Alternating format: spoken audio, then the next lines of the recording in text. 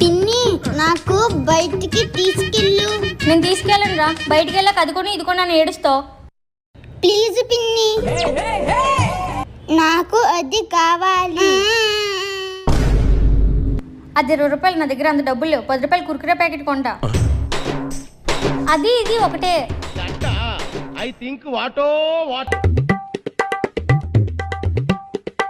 Car కావాలి. నేను కొననురా. నీ పని అమ్మకి చెప్తా. సరే అయితే వెళ్ళి చెప్పు.